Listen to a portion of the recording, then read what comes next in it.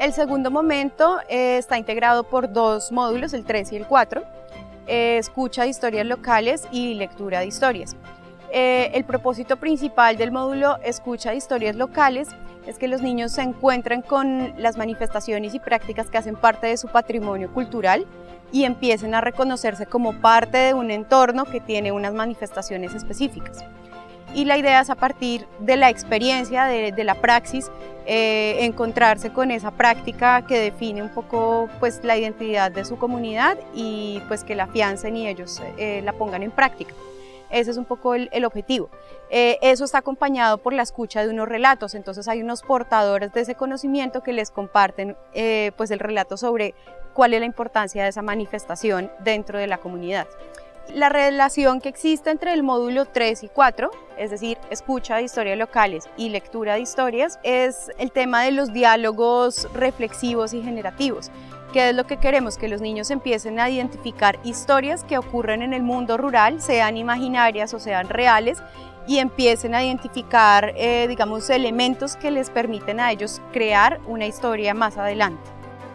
Durante el módulo 3 lo que hacemos es explorar todos esos saberes locales, las tradiciones, lo que tiene que ver de pronto con la parte de oficios o con las cocinas tradicionales o con la tradición oral en general. Nos acompaña también una persona del territorio que es como la poseedora de algunos de los saberes tradicionales, que nos explique cómo se hacen y en la práctica los niños acompañen la cocción de unos alimentos, o en el caso de los oficios, alguien que nos explique cómo tejer una cesta o cómo hacer algún elemento específico y los niños puedan acompañar esa realización. Basados en el acompañamiento que nos ha prestado esta persona que tiene ese saber local, empezamos a generar como resultado una línea de tiempo en donde podemos identificar esta persona en qué momento aprendió ese saber, cómo lo ha desarrollado y poder como darle un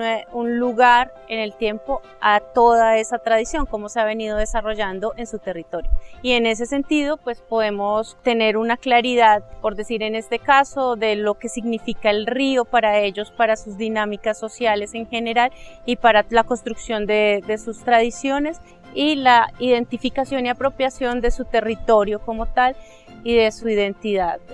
cultural. Durante el módulo 4 nos sentamos a leer unas historias que tienen unos personajes también rurales, que tienen algún tipo de similitud con los personajes de su cotidianidad. Una vez hemos hecho esto, entonces lo que hacemos es poder generar un diálogo activo que permita como hacer ese paralelo entre los personajes que hemos escuchado en las historias y sus personajes reales, los personajes de su cotidianidad y de sus relatos de tradición, de sus relatos de saberes. La cartografía social es el resultado que podemos generar después de la lectura de historias y de toda esta escucha activa por parte de los niños,